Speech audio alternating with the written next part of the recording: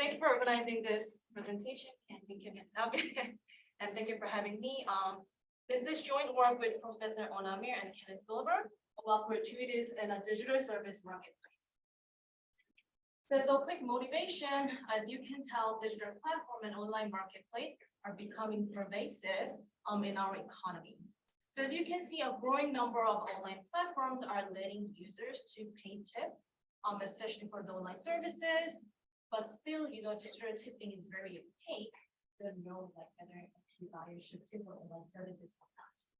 And one of the reasons is because there is no standard way in which the platform solicits tipping to the buyer.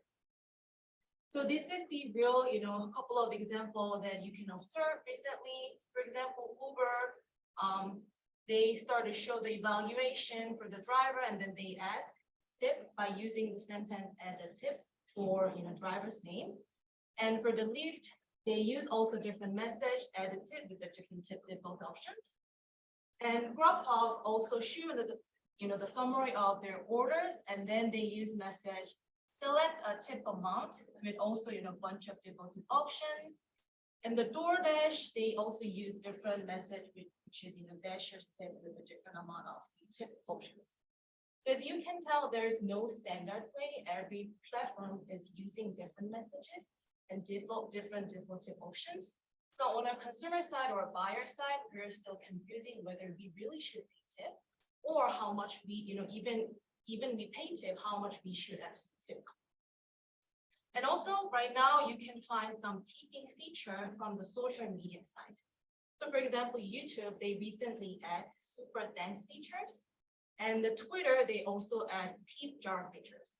So in both cases, actually the content creator or the page owner, they should add these features on their page.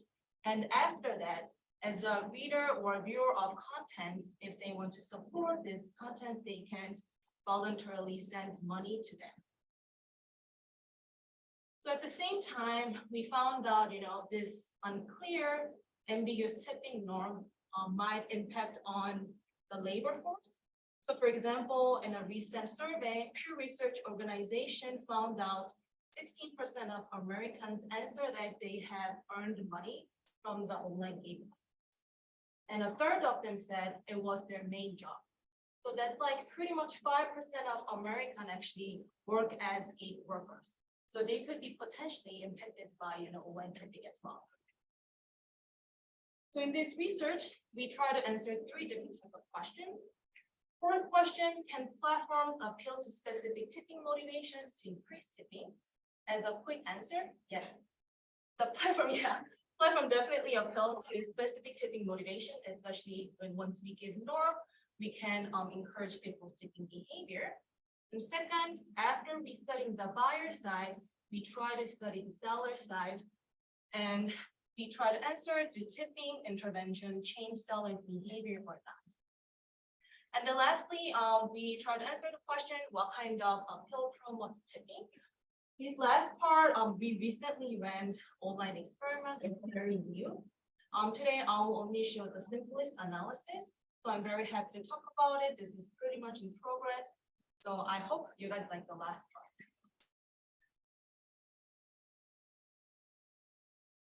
So why should we care about online tipping? Why really does this matter? So according to Economic Policy Institute, approximately 14 gig workers actually earn less compared to the federal minimum wage on the hourly basis. So we can tell, the gig workers, their salaries depending on their skill set, but most of, gig workers, we can tell they're underpaid. So we think that increasing tipping might be very helpful to raise their gig workers' income, especially underpaid gig workers. And also we can think about like possible other, indirect effects, such as a seller, if they receive, extra money, they might put more effort on the services to make better quality of the service. And then if many sellers start to provide a better quality of the service, then, buyers then might attract more better buyers on the platform side. So we think that there is a room for, some indirect effect of the tipping. And on the purposes of this platform analytics conference, it's good to understand, how the platform design actually can change consumers' behavior. Yeah. And, like to understand how to use like the data to better off the buyer and seller. It'd be interesting to see increase in tipping actually might hurt the people because their employers have less of an incentive to pay them. Because they know that their pay is made up from the consumer as opposed to their own pay. So if you think about restaurant industry, they pay very little because they know people are getting tipped. Okay. So long term, it actually might work against them to be tipped. That's a good point. But in this platform, actually, the seller, they can set the price. Of course, they, pay commission. It's possible, the platform might charge like higher commission based on the tip. But if not, we just think that it might be better for the gig workers. But I think that's really good. Thank you. So today I will really quickly go over tipping literature, and I will introduce the empirical context that we are using and show some descriptive all about, the online tipping behavior. And then we will show both field experiment and online experiment design and business. So most of tipping literature is based on survey or small experiment from the restaurant. And when you look at the literature from the tipping, especially at the restaurant, we can categorize the reason people tip in 4 different ways. First, people tip because of compliance of the norm, or people tip to reciprocate the good quality of the service. Or a third, people tip to invest for the future services, and then we call it as strategic behavior. And last, people tip based on some altruistic motives. But in our research, we will only focusing on norm and reciprocity motivation. It is because, when we look at the pre-experiment data, we cannot find any strategic behavior of tipping in this platform. So for example, many buyers actually transacted with one specific sellers multiple times, like more than 20 times, more than 30 times, but some of them, they never pay tip, even though they tip. I cannot find any pattern from their transaction and tipping. And last part, altruistic motive, we can predict that, altruistic motive might not work really well in our context because there is no face-to-face interaction between buyer and seller. So based on that, we think that it's hard to pay tip based on the altruistic motive in our context. So, and also recently, we can find a lot of tipping literature studying about tipping in digitally intermediated context. For example, Uri and Chandra, they studied tipping of Uber. Alexander Bunialin, they studied tipping at the app-based laundry pickup. But all this research study, tipping is responsive to the context feature in the digital environment.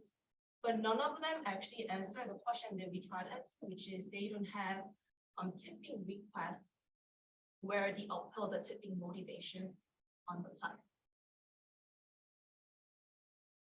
So do you guys have any questions? So have you guys ever used Fiverr before? No, okay. So, so for someone who's not familiar with this, platform, I just start to explain, how this platform works first. So the Fiverr is online and mobile marketplace for freelancers. So this freelancer for this platform let users to choose or find an assistant from the freelancer for service-related work, such as logo design, digital marketing, coding, writing, voice recording. So when we start this project, Fiverr provide around 200 categories. But right now, according to Google, they start to provide more than 500 categories. So we can tell like this platform is growing. And as an order process, so as you can see on this page, once you enter the Fiverr, you can see the list of freelancers in each category. So in this web page, you can just browse, the freelancers, you can read their reviews, their average rating, their price point, their representative work. So based on your preferences, consumer can choose whatever they want. And after choosing the freelancers, they can place an order. Then after a few days, seller will deliver the finalized work based on the buyer's request. And at this stage, either buyer can accept the finalized work or they can request revision. But if buyer accept the finalized work, buyer will have the option leave a rating or reviews. And then after that transaction, the platform will give option to pay tip to the buyer. So these are the real window that platform used before. So as you can see, they use the message, would you like to leave a tip to, here we usually put the seller name. So this is the real tip window for the order that is cost less than $25. The platform show the absolute dollar amount tip options in addition to custom tip. But when the order is greater than $25, the platform suggests tip options as a percentage with the custom tip. So first, we start out, looking at some descriptive to get a better understanding about tipping behavior in this context. So the data we're going to summarize have around 4 million transactions with 1.3 million buyers and $171,000. And that the data have around 341,000 tips for 5 months. And our data have unique buyer, seller ID, their region information. We also have pretty much the order information such as like the categories, price, whether they get tipped, how much rating they received, whether seller actually requests tips or not. And in this presentation, we will only show one tipping measure, which is binary tipping indicator.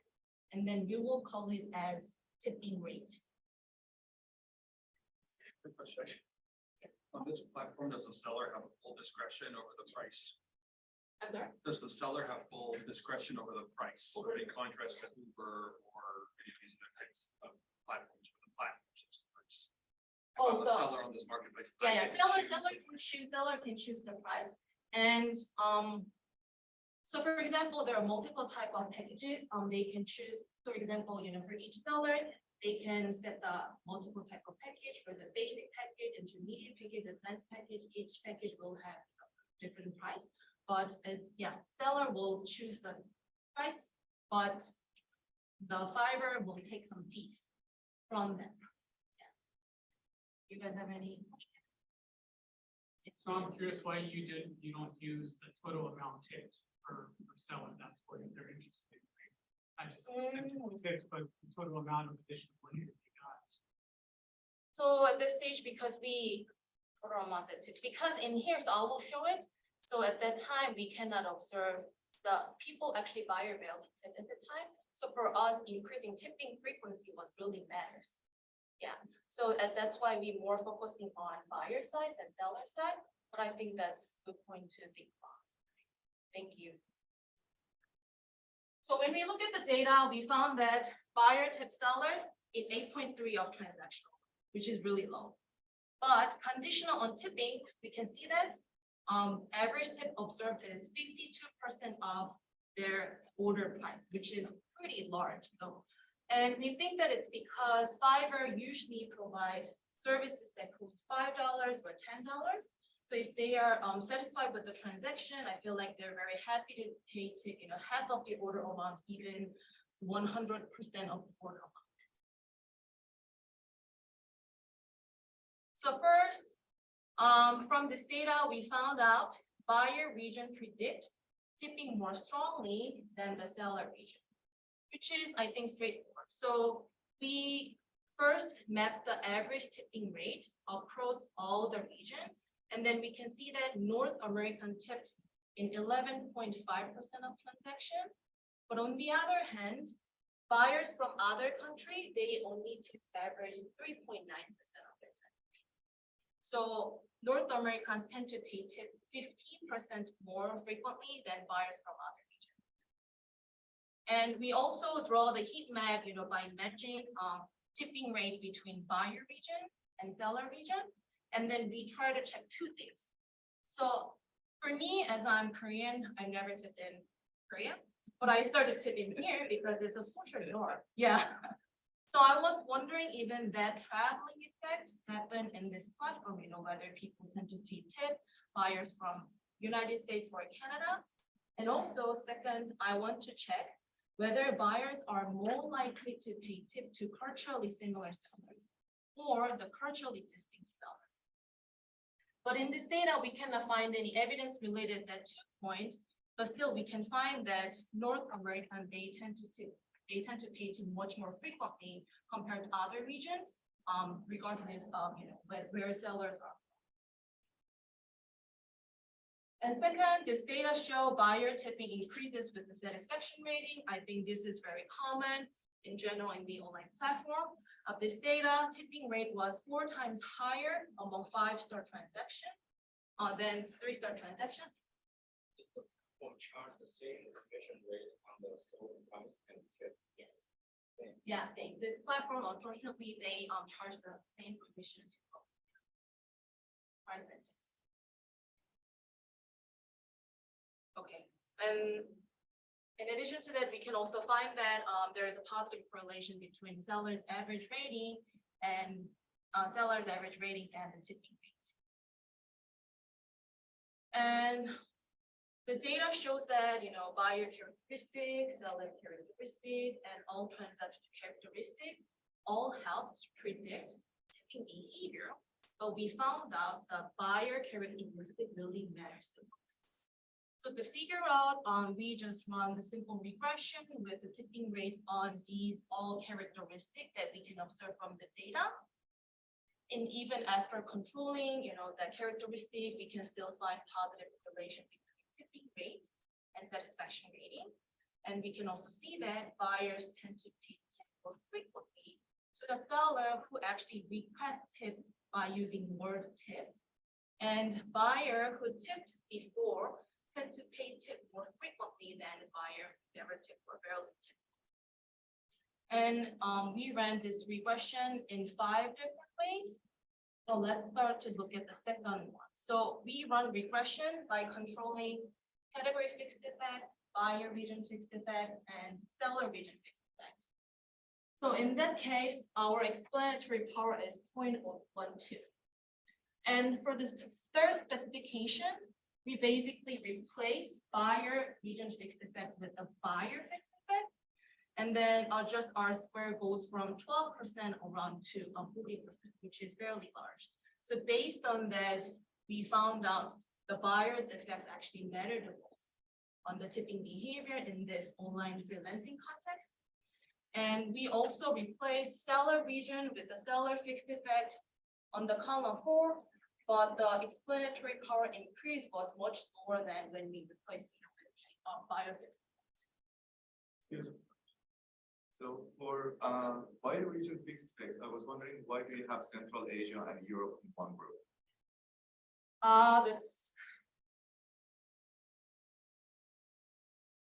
That's a good question. Central Asia and Europe. Yeah, that's what you have, right?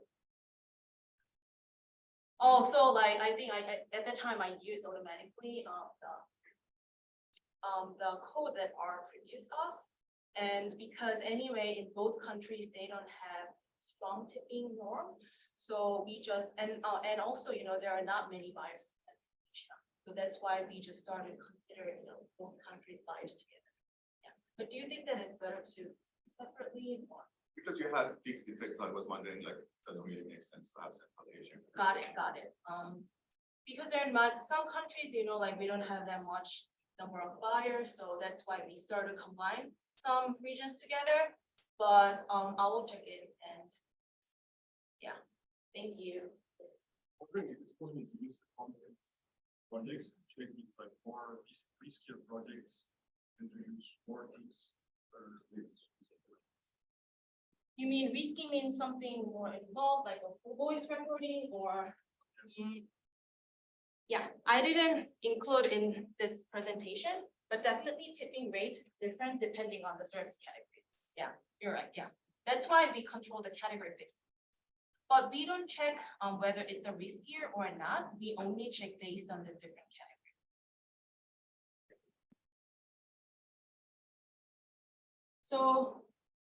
So we look at, the online tipping behavior by using pre-experiment data. And then after that, we wanted to know, whether the platform can appeal to some specific tipping motivation to encourage tipping frequency.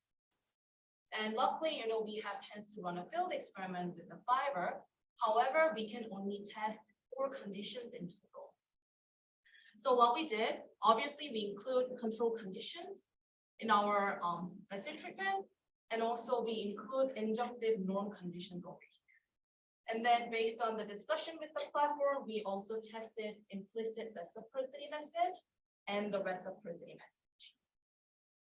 And at the time, the platform think that the number of default tip is not that optimal, so they also wanted to test different new default tip options when we run the data, when we run the field experiment. So unfortunately, they add new default tip conditions with these 2 messages. So our field experiment design is not perfect enough, but we still think that it's really interesting to know about the situation and which motivation could encourage tipping. So these are the real tip window example. So for the implicit reciprocity condition, we use the message, show your appreciation to your seller by giving a tip. And for the reciprocity condition, we use message, leave seller name a tip to show your appreciation for a job well done. So here the difference between implicit reciprocity and reciprocity is whether we emphasize on whether your job is well done or not, whether the service you receive is, it's a good quality or not. We only, differentiated that part. And for the norm condition, we use the message, it is customary to leave a tip for the seller's service. And as I mentioned, because we can only run 4 different conditions, and they also wanted to test different default tip options at the same time. So for the control and implicit reciprocity, we add 2 number of default tip options. But for the reciprocity and norm condition, we tested 3 different number of default tip options. And now, our message treatment was compounded with default tip options, but later I will show how we can disentangle the effect of message and the effect of the default tip options. So based on our design, we ran a field experiment for 4 weeks. And then we randomly assigned around 40,822 repeat buyers and around 7,880 new buyers. And as I said, the treatment revealed after buyer gave evaluation for each transaction. And when we analyze the data, we separately look at transaction from the new buyers and transaction from the repeat buyers. So the reason we look at separately is because new buyers, they have, they don't have any sense whether there is a tipping norm on this platform or not. But on the other hand, repeat buyers already exposed, they have experience, so they have a sense, tipping norm on this platform. So we think that it might be much easier to establish the new tipping norm to new buyers than, changing some existing behavior. That's why we separately look at transaction from the new buyers and repeat buyers. So first, we look at average tipping rate across the all condition by only considering new buyers' first transaction. So as you can see, under the norm condition, their tipping rate was over 20%, and this norm effect was increased over all other conditions. Yes. I think the result might be because the other conditions seem too pushy with the wording, saying leave people to show appreciation. But the other ones, it's customary, using more options. It is possible, yeah, it's possible. So because unfortunately, I said there is a limited number that we can test, but we want to test both reciprocity and norm. That's why, based on the discussion, we choose that messages. But later, as I mentioned, we recently ran the online experiment, so we kind of tested depending on sentence confident whether the tipping rate might change or not. So I hope they can answer your question. But that's the last part. So we found that normative effect was super effective for the new buyers, especially at the first exposure. But as I mentioned, many things actually impact on the tipping at the same time. Buyer characteristic matter, seller characteristic matter, transaction characteristic matter. So we wanted to size the things more accurately. We run regression by controlling all those three characteristics. And also we ran regression in 4 different ways. So first, we pull all test period of the data, and then we try to see overall treatment effect. And second, we partition the data by the order of each transaction for each buyer. And then we see the treatment effect at the first exposure, at the second exposure, and the third exposure. So when you look at the first column, when we consider all the test data, we can see that the normative effect is positive and significant. And when we only consider the first exposure, the first treatment data, we can see that, the magnitude of norm effect actually really large. So it shows, the tipping rate increased by 7% compared to control groups. But the significant effect started to fade out from second and third transactions. And we cannot find any, reciprocity and implicit reciprocity effect on tipping, even after controlling things. And after that, we were wondering, whether this tip intervention have some impact on their subsequent platform usage. Because, what if some people think, sometimes, for example, when I use this platform, when they ask me, paying tip, I was kind of offended because this is online, there's no tipping norm, so I don't want to use this platform as a, buyer. So I was wondering, depending on the, conditions, whether they might have negative or positive impact on the subsequent platform usage. So what we've done is we use the same specification, but we use different DBs. So first DB is conditional on first transaction is done. We try to see whether the new buyer completed second transaction. And then the second DB, conditional on the second transaction is done. We try to see whether the new buyer actually completed the third transaction. So the first column and second column shows that when the buyers were exposed to the norm condition, the positive coefficient kind of indicate they still come back to the platform and this use service they use service in this platform, but reciprocity we could see there's some negative interactional effect, but none of them actually significant. So we think that tip intervention might not impact on their system. The tip intervention only meaningful for those who tip. This is just exposure, may not people who actually use the intervention. That's a good point. We didn't check given someone who actually paid tipped. Okay, that's actually a good point. Yeah, this one we only consider all of it based on considering all the new buyers. We try to see whether they still want to come back even after observing the tip window. So subtle, you may not find it here. But Yeah. if you have enough people that actually tip, then you might want to compare. Okay, thank you.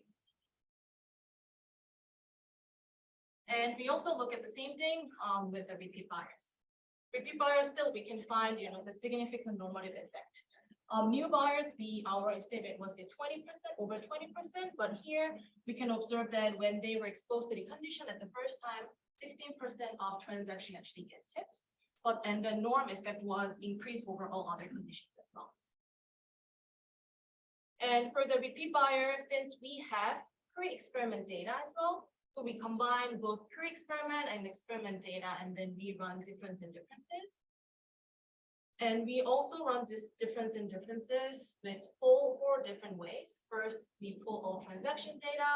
Second, we only consider first treated data, second treated data, and third treated data. And then we try to see, compared to before and control, what will be the effect of the treatment.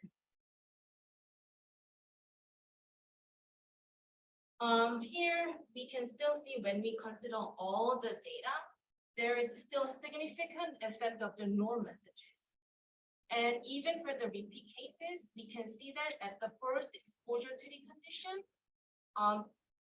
there is a, the tipping rate was increased by 2% compared to control and test. However, as you can see, for the new buyers, actually the increase amount was 7%, which is like slightly larger than this repeat buyers. So we think that our prediction was right. It's really hard to change some established behavior, but it might be easier to establishing some tipping new norms. And we cannot find any significant effect of the reciprocity. Just trying to understand, whether I'm a new buyer or the repeat buyer. I get this, originally I had a norm that I'm gonna get 10%. I get the message about reciprocity. So now I think I shouldn't be thinking about this as a norm. I should be giving 5% if it's a badge of 15%. On average, I still pay 10%, but now I'm paying for the quality of the job. But if you look at the tipping rate, that's still going to look the same, even though I'm really changed my behavior, because now I'm tipping based on the quality. I think that might get lost out because just look at average tipping behavior. Yeah. I increase my variance. Okay. That's good.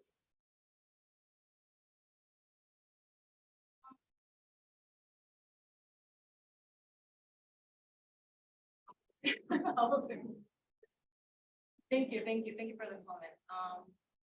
And for the repeat buyers, we also checked whether this tip treatment might change the subsequent platform usage behavior. So we use same specification with the same DD like new buyer, but we cannot find any significant effect of the tip intervention effect.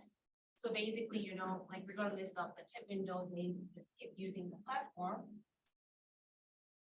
Okay, this is the hardest part.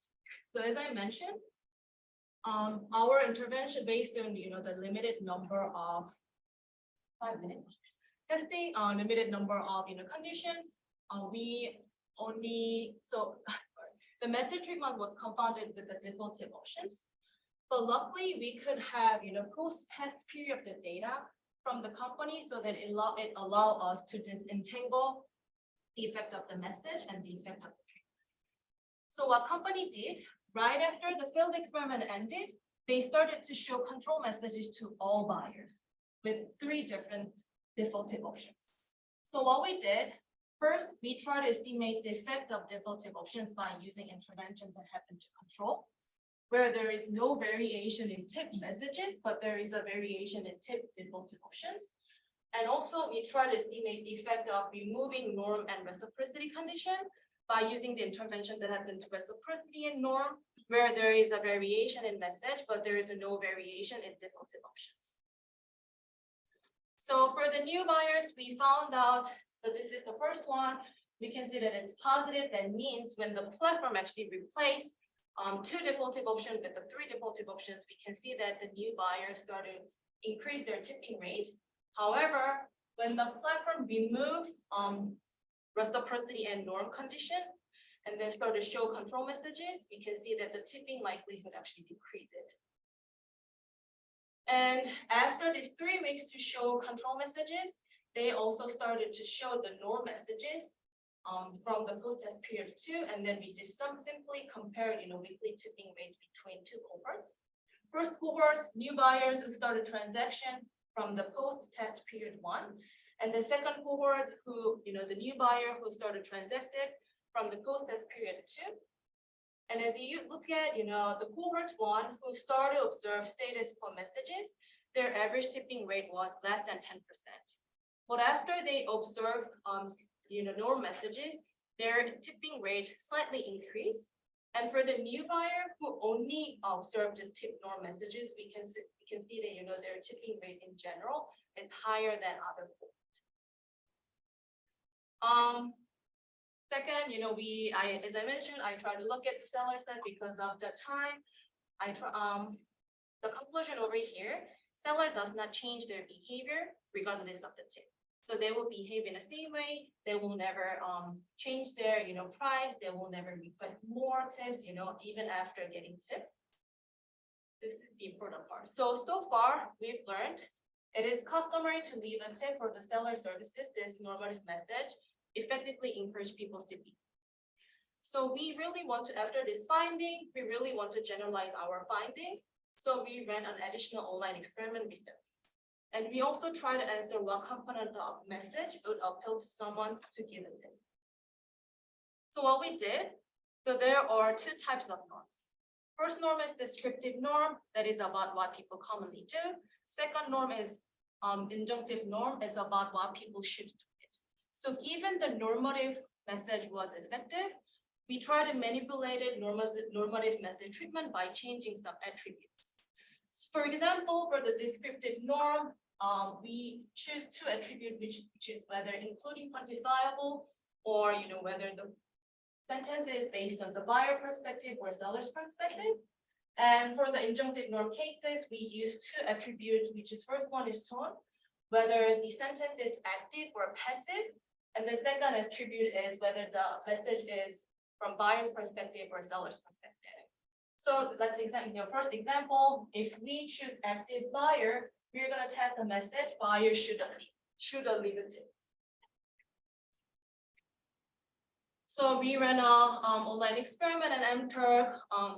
We have 10 different messages. So here it's 4 from descriptive, 4 from injunctive. There are 2 more controls, but I want to talk about it, more in this presentation. But we have 10 messages, but we run it by 3 different contexts, which is Fiverr, ride sharing, and food delivery.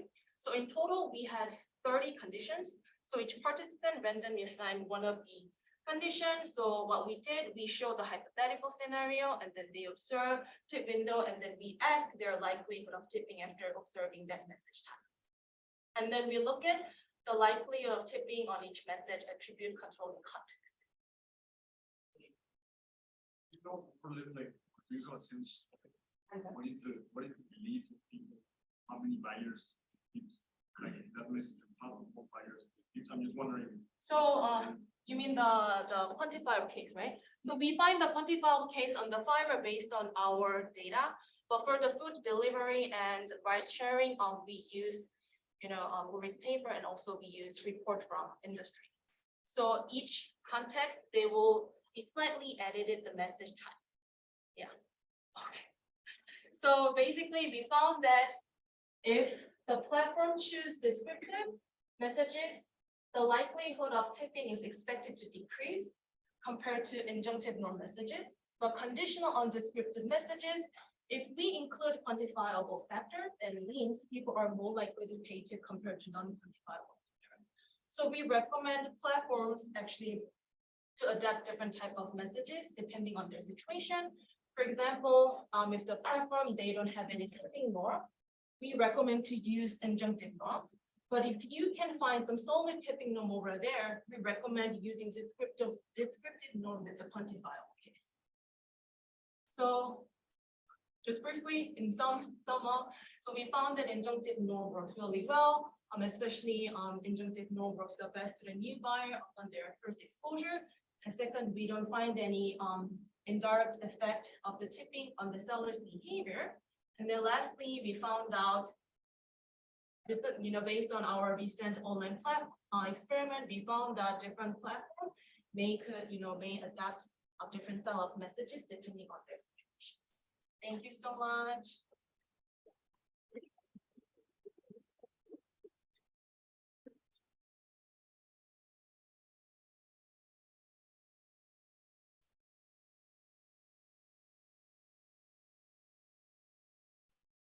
Okay, it's great to discuss a paper you've already seen presented and read before.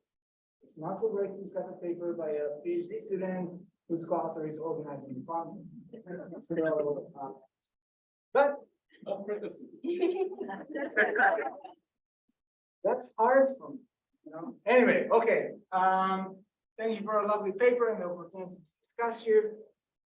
I want to offer some more general thoughts about tipping and platforms and kind of the two. So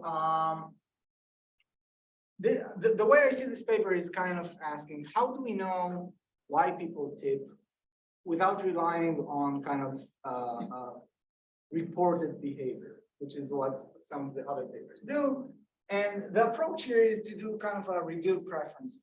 So the idea is I'm going to design an intervention that attacks a specific hypothesized reason for tipping. For example, I will allude to norms or I will allude to reciprocity. If that intervention changes behavior, then I have an existence proof that this type of reason is standing behind behavior. Now I want to caveat that it's not, if the intervention doesn't work, it doesn't mean that this is not a reason. It's hard to compare between interventions because as the last online experiment shows, I can have 8 different norm messages. Each of them will have a different effect. So while this, and they have in the appendix of the paper a very nice proof or demonstration that people who read those, what is labeled as a norm message or a reciprocity message is actually interpreted as alluding to norms and reciprocity. So there's this mapping this way, but it's not the same as mapping the other ways, that every norm message will operate the same. So that's one thing, and I think the paper very nicely shows that alluding to norms can change tipping behavior, at least in the short run. Another way to look at it is just a more practical approach, which is the first research question here. How do we increase tipping? Can we just change the messaging and by that changing tipping behavior? And why do we want to do that? Well, I'm going to talk about it more in the next few slides. Maybe it's going to be better for sellers. They're going to receive higher compensation. Okay, so some of us tip more than others.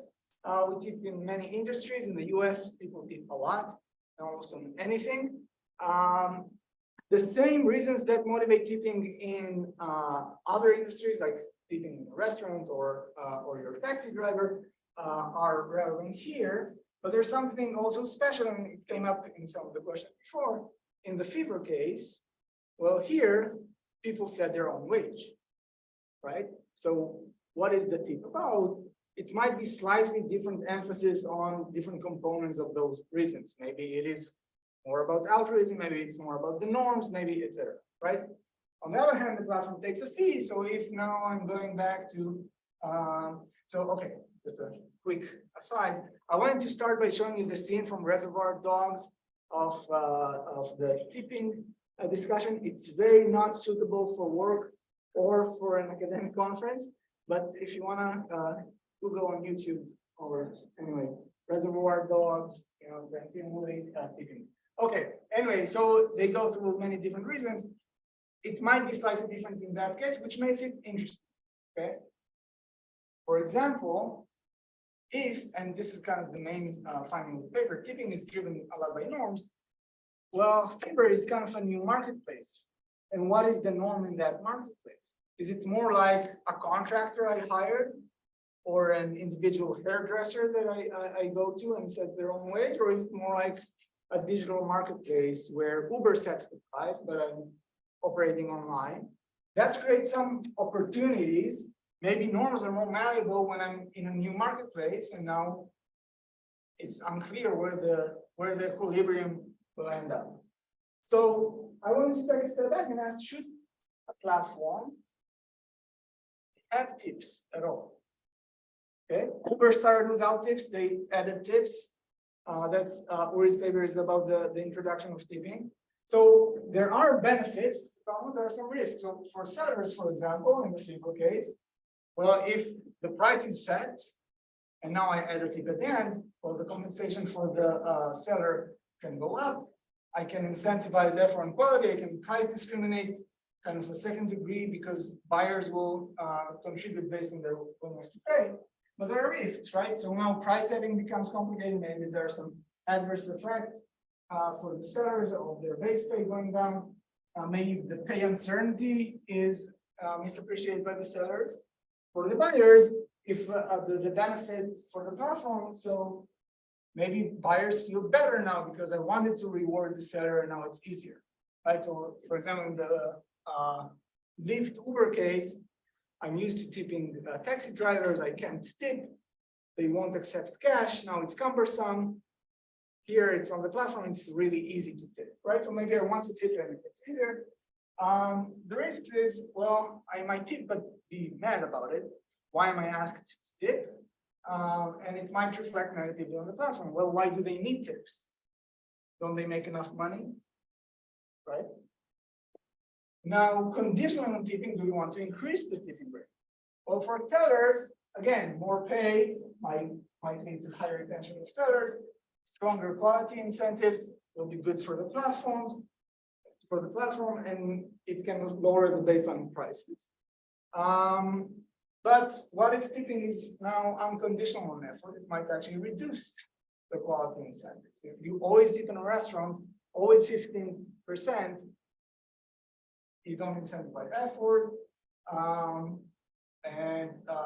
Well, if I didn't know that the fees are also on the tip, so that's strike out here. Okay. For buyers, higher tipping may reflect feeling better about tipping and reduce the baseline prices. So to create more price dispersion, and maybe there's a risk of if people don't like to be asked to tip, you can get a lower retention of buyers, which we don't see here in the treatments, but still will take. So this paper kind of comes in to an already quite rich literature, and it shows that the descriptives of tipping behavior is actually quite similar, surprisingly similar to other events.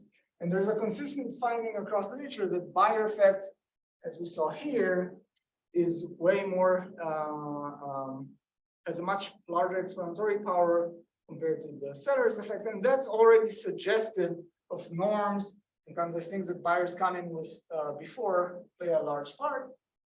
This paper adds an existing proof that alluding to norms can actually increase tipping. So you can actually affect norms in somehow. Here, it's a very short term, right? So it's the first interaction or the first time this norm is introduced, and then it kind of goes away. Though the platform change, it's a bit complicated. I think what I think will be interesting directions to go to is, can the platform increase or change the norm? Okay, so if we're talking now about platforms, it's a new kind of marketplace. The norm might not be entrenched yet. Can the platform take a role in saying, this is the norm, this is how this place operates? This is the long-term effects. This is where the money is, right? This is where the big effects are. It's hard to assess, and I wonder, I know that you have still access. Maybe you can do some stuff. And another question is, what are the effects in the market? Okay, due to increasing tipping norms, to pricing changes by sellers, to retention changes of buyers, of sellers, etc. I think there's a lot of very interesting stuff to explore here. And that's it from me. Thank you.